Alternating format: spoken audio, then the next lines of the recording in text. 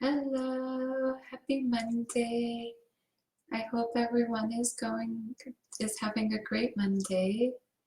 Here I am for Mondays with Margo. I have an exciting topic to do today. It is how to run an efficient business. The 5 items that I have felt that helped me run my business efficiently.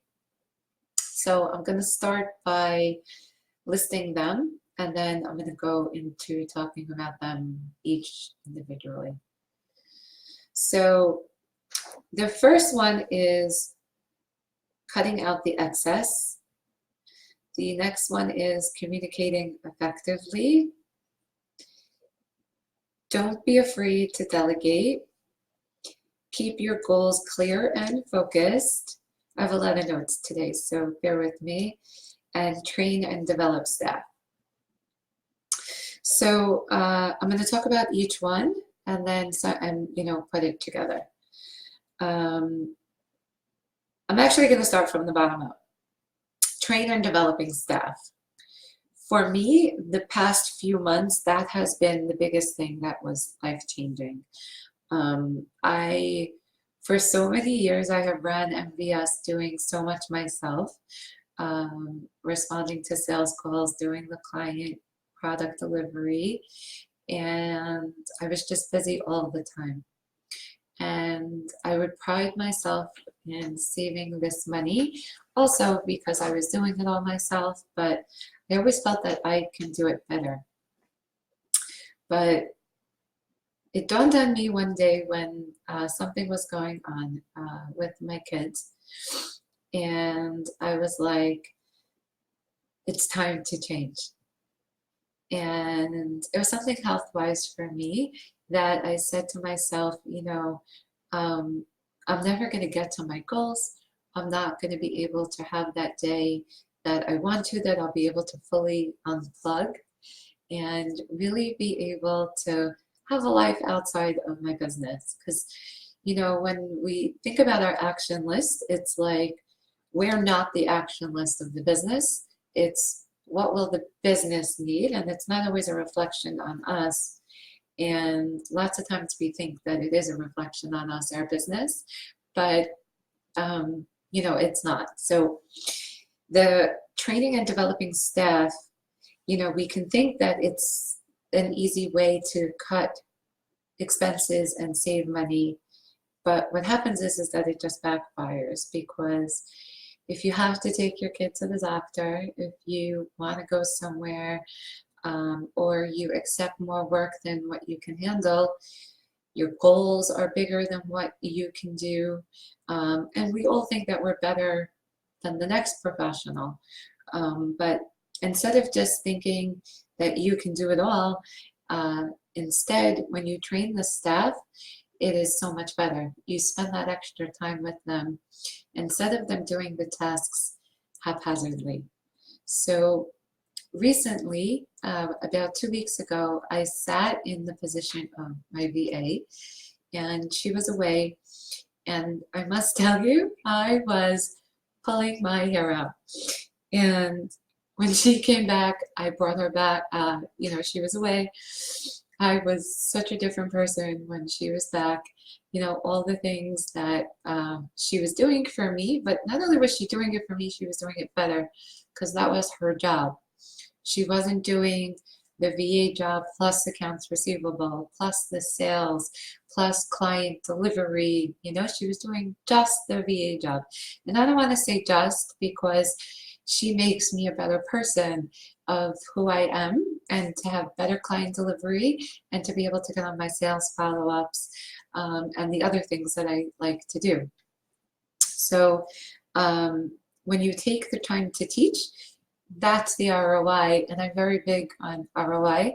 That's the ROI that you should be looking out for to run your business efficiently. Now, when I sat in the position, I realized that how many things were wrong, not wrong in her tasks, but it was me not understanding how long things take, how many steps were missing, and confusion that would happen between us. So me sitting in the position, it helped me refine it and update it and make it better. So I spent a lot of time on that, and I'm looking forward to seeing how she's going to do with that. And I'm even splitting it out into two positions because it was a lot for one person. And then you're saying like, hey, you know, can't just one person work more hours on full time? You know, they're both accumulating to be full-time positions. So it just works out to be, you know, the most efficient way. So train and develop your staff and really break down the process. And when you do that, you could even create like Loom videos so that it supports the person and that they're not working haphazardly. It's been working wonderfully here, and I hope you guys take that on. And if you need any support with that, I would love for you to reach out. Now, the other thing is the next one is keeping your goals clear and focused. Now, let's say on client delivery, keeping this example for keeping goals clear and focused, and I'm speaking about my VA, you know, I would always tell her when she's thinking of clients delivery, you know, that she has to have their best interest in mind to love on them. And she's like, love on them? You know, it's like, how do you use the word love on your clients? They're paying you. And when you think of that and you open up that email of when you're smiling, or you're picking up the phone, or even before I click this live, you know, you started off with a smile, a whole bunch of different things change. So keeping your goals clear and focused on how you want things is so key. Now with my bookkeepers that I have on staff, you know, I communicate with them to the goals of when we have a project, you know, keeping them focused on moving forward and not inconveniencing the clients, not also wording it in such a way that my clients feel that what we're giving them that they could understand. Accounting lingo, people don't always understand, and they can understand it, but following it on why I'm bringing it to their light is the issue. So for instance, this morning, one of my fabulous staff members, he found that one of the account names were wrong, and he was telling me different methods on how he was going to go about it. What did I think? Now, I brought to him a few different things, and he was like, so interesting, Margo. And, you know, it came back into what's the end game of this, and then that's going to answer your question on how we should go about this. And now it's almost starting from the end and bringing it forward. When you start from the end of keeping the goals clear, you're able to backtrack step by step by step on what you want to do. So for us, this client delivery was their line of credit to show their loan properly. And the goal was like, hey, we want them to be able to see how much they owe each month. So we were able to backtrack into that. Now you can take goals to a larger stance, and you can do it with marketing, you can do it with sales, you can do it with personal goals. You want to buy a house, stuff like that. So let's say with your marketing goals, you want to break, everybody's thinking, I want to be a self-made millionaire. And it's how are you going to break down that $83,000 per month and be able to make it? So multiple sources of income. How are you going to do that? And once you have those goals, it's communicating it clearly that your staff knows that too. So for instance, my staff knows like on certain projects what's the end game is, so that their tasks have to outlay and knock to that. You know, I always say that we're blueprinting their clients' business, and that really helps them get to that goal. So what goes with that is, you know, lots of people are afraid to delegate. Now, I can tell you I was a big part of that. I used to think that I did it better, and, you know, I'm never going to find someone. But I'll tell you, once you're not afraid to delegate and you have people who want to help you, it's so much more fun, and clients love it because, you know, the team sounds real and they have someone to go to. But also when you delegate, it just feels nice to like unload it. So it's like, as a business owner, you know, you can walk around with like your shoulders up here all day, or you can be like this nice, open and relaxed business owner who is delegating all day and really can take a break. You can journal during the day, you can get a nice coffee, you can go for a walk and do all those, you know, business owner things so that you have some freedom outside of being at the computer. Now, that's all great, but you have to communicate effectively to the team. And that's another one, that's number 4. And how do you communicate effectively? Now, I personally find voice to voice the best. When I speak, I find that people understand me the best. And now, these days, people are using, you know, most people I find are still using email so much. And they're like, oh, I sent you an email. But an email is only as good as the person understands it.